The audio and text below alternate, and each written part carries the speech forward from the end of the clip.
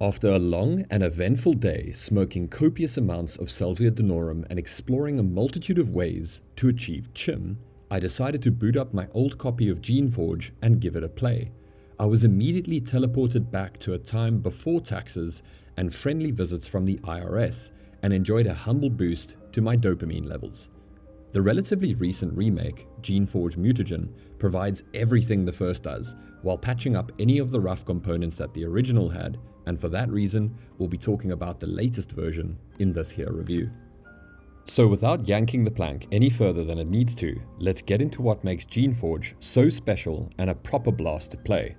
In this iteration of the classic game, Jeff of the Vogarukran focused on improving the cohesiveness of the story and providing players with a more seamless and modern experience, upgrading the lovely sprite graphics from the amorphous blobs that they were to unprecedented levels that would rival even Pong's graphical fidelity. They also endeavored to overhaul the combat, magic, and progression in order to enhance the general flow of the game, from what was originally as heart-pounding as a sweaty session of Microsoft PowerPoint to realizing your buddies replaced your parachute with a single head of lettuce. At its core, Geneforge is a party-based RPG game with an intriguing hook being that your party is comprised of unique and diverse sets of creatures that you can create and customize according to your needs. You create them from special reserves of mana called essence. Many spells and buffs in the game require you to spend both mana and essence in order to cast. This creates an interesting dynamic where you need to deliberate whether to use your pool for a more varied party of monsters or trim down said party in order to shoot fireballs out of your arse with more gusto. If you ever find yourself starved of essence, all the monsters you create are your own personal bottles of Managade. At any point in the game, you can reabsorb them for a quick boost, allowing you to turn particularly hairy situations into a close victory. Great for you, less great for whoever the poor schmuck being absorbed was. The Shaper Order are the tyrannical rulers of Geneforge, ruling with an iron fist. Their overwhelming influence extends their reach to the farthest corner of their empire that they have created. The common folk fear and respect them, and wouldn't dare directly oppose a Shaper unless they had a burning desire to be turned into a sentient stick of butter. Deep in their labs, they use their shaping skills to tinker with genes and DNA, splicing together beneficial traits in order to create strong flora that cultivate fertile land from barren deserts, intelligent serviles for agricultural and architectural purposes, as well as powerful war creatures that protect their cities from invaders. Unfortunately, just as much bad comes from the good, and they often seal off or abandon entire swaths of land when a particularly nasty virus or strain of creation breaks out that they cannot control.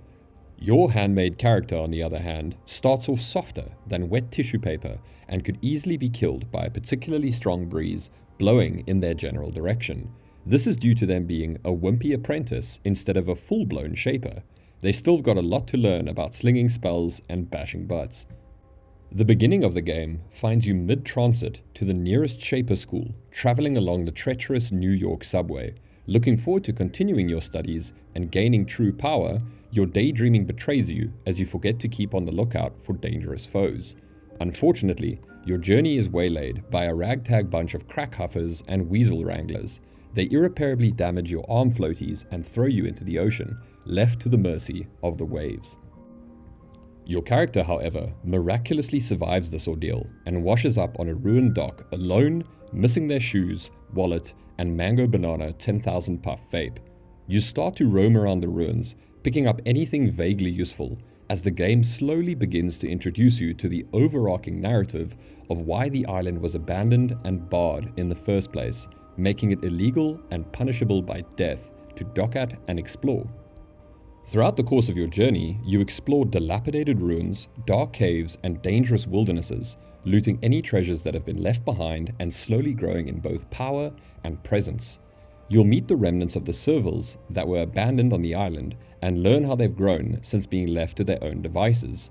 They've created their own philosophies, ways of life, and factions, some being more pro-Shaper and others being incredibly anti-establishment, with many serviles angry and dismayed at their unfortunate and phallic facial features. Each and every faction has their own motives, and every character's desires are not to be taken at face value. Everyone wants to exploit your growing strength for their own personal gain.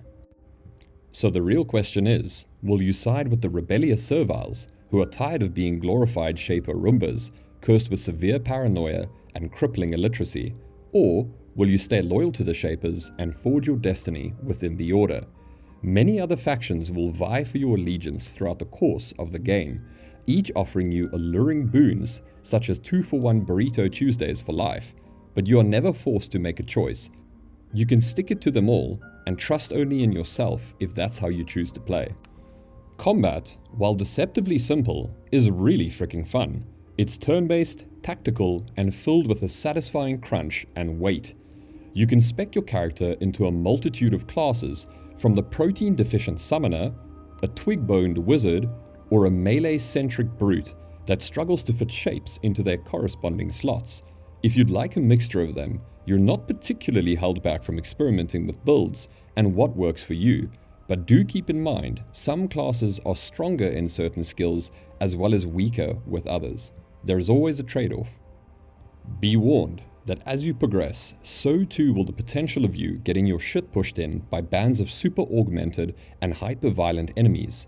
Many a time have I been coasting along at a reasonable pace only to be forcibly converted back to my subatomic particles and subsequently have to reload a save as far back as the collapse of the Bronze Age era. Be sure to save often and try not to overextend as often as I did. As you venture deeper and deeper into the world of Geneforge Mutagen, your choices will start to reverberate. There are real dilemmas with consequences you face, and by the end of the game, you're given a synopsis complete with illustrations detailing the end of your tale and the consequences of your choices, be they reasonably good or arguably worse than finding out your roommate has been having sexual relations with your favorite jar of peanut butter. In the end, Geneforge Mutagen is a rare kind of RPG, one that brings old-school charm with thoughtful design and a surprising amount of freedom. It rewards your curiosity, punishes recklessness, and encourages you to really think about the kind of character you want to be, even if that character occasionally explodes into a steaming pile of mush. And whether you're a long-time fan of Spiderweb Software or completely new to their unique and charming worlds, Mutagen is a great jumping-on point. It's strange and zany in all the right ways, engaging where it counts, and surprisingly impactful for a game where half your party may be made of sentient balloons. And for that reason, I give it 5 canisters out of an Archula. So if you're in the mood for something a little different, a little nostalgic, and a whole lot of fun, Geneforge Mutagen is well worth your time. A big thanks to all of you for watching this video. More reviews to come, so do stay tuned. Have a fantastic day further, and remember, don't wangle your weasel while in the workplace.